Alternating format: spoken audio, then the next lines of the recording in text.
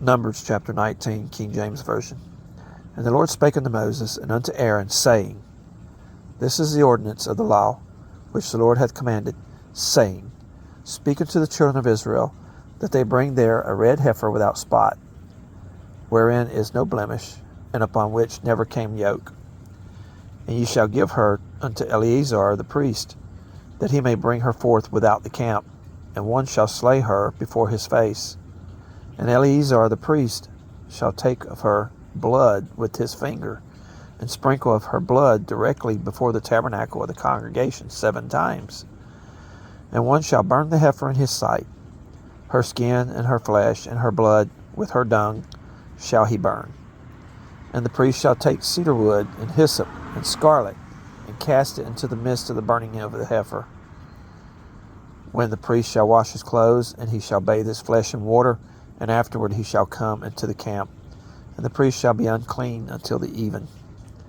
And he that burneth her shall wash his clothes in water, and bathe his flesh in water, and shall be unclean until the even. And a man that is clean shall gather up the ashes of the heifer, and lay them up without the camp in a clean place, and it shall be kept for the congregation of the children of Israel for a water of separation. It is a purification for sin. And he that gathereth the ashes of the heifer shall wash his clothes, and be unclean until the even. And it shall be unto the children of Israel, and unto the stranger that sojourneth among them, for a statute forever. He that toucheth the dead body of any man shall be unclean 7 days. He shall purify himself with it on the 3rd day, and on the 7th day he shall be clean. But if he purify not himself the 3rd day, then the 7th day he shall not be clean. Whosoever toucheth the dead body of any man that is dead, and purifieth not himself, defileth the tabernacle of the Lord, and that soul shall be cut off from Israel. Because the water of separation was not sprinkled upon him, he shall be unclean. His uncleanness is yet upon him. This is the law: when a man dieth in a tent, all that come into the tent, and all that is in the tent, shall be unclean 7 days. And every open vessel, which hath no covering bound upon it, is unclean. And whosoever toucheth one that is slain with a sword in the open fields, or a dead body, or a bone of a man, or a grave, shall be unclean 7 days.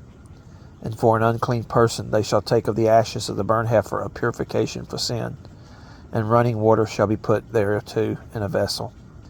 And a clean person shall take hyssop, and dip it in the water, and sprinkle it upon the tent, and upon all the vessels, and upon the persons that were there, and upon him that toucheth a bone, or one slain, or one dead, or a grave.